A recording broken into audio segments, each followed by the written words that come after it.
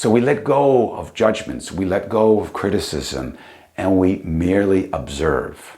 Busy traffic, slow driver, it's not personal. It's raining out. I was going to do something nice out in the park. Oop, there comes that kind of judgment, criticism. It shouldn't be that way. It's raining outside. And if you are feeling a certain emotion, that's okay. Let it arise. What we don't want to do is suppress our emotions.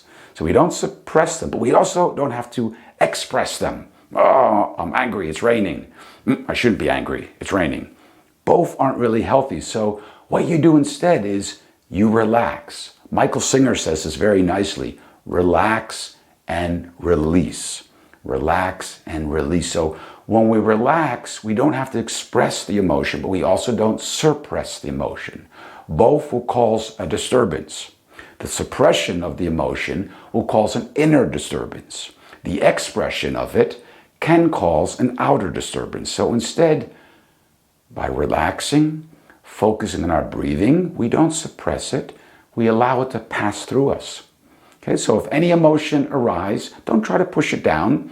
It doesn't mean you have to express it and shout it out to everybody or even out loud in your car or your space where you are alone. You just allow it to be, and you'll notice like a cloud, it'll slowly drift away because we're not feeding it. Remember the white wolf and the gray wolf? So we're not giving it energy, we're allowing it to be.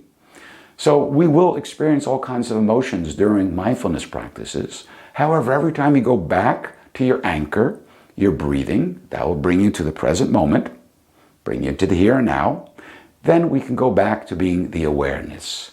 And that is really what mindfulness is, that you become the observer. You don't get engulfed in the experience.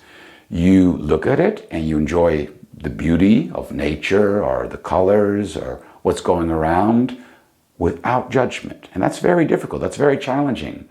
My assignment to you would be try going through, let's start with an hour of your day without criticizing or judging or labeling anybody, any situation, any event, any circumstances, including the weather, including traffic.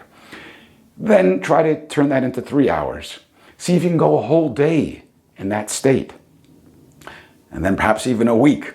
Now there are moments, don't get me wrong, there are moments where we kind of judge a situation, especially if it's has to do with our work related or for safety reasons, for example, or you have to judge the traffic so you don't bump into anybody else. Of course, there's safety reasons that you do incorporate some form of judgment. However, anytime you can go to this place of inner peace and calmness and merely observe, you are cultivating mindfulness. And this will definitely reduce stress, reduce anxiety, and you will experience more inner peace. So we look at the green color, it's green. We don't compare it. We look at something red, it's red.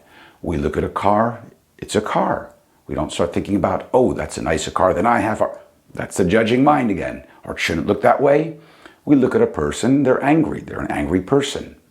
We don't judge them. We don't know why. We look at a happy person. They're happy. We look at a dog. It's a dog.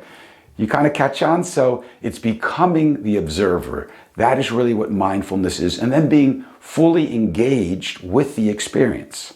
So at home, of course, we can sit and look at all the different things and be quiet.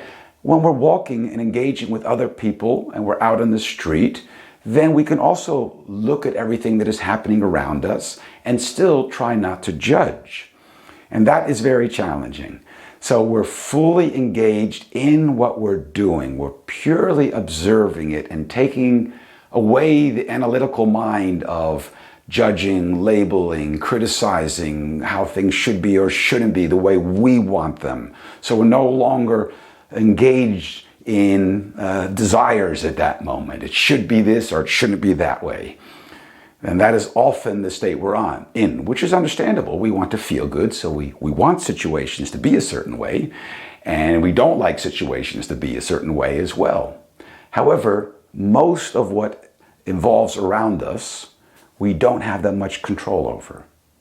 So being mindful means we step aside, we step back, and we allow things to unfold as they are. As a practice, once again, there are definitely moments in life where you have to get engaged, where you're using the analytical mind, where you have to put in some judgment, where you have to make choices, and sometimes you have to be critical in this. So once again, this is a practice that we can incorporate as often as possible. Not always, but as often as possible when we want to experience more inner peace, calmness, less stress, and anxiety. So use it to cultivate this inner state of mind and apply it whenever and wherever you can.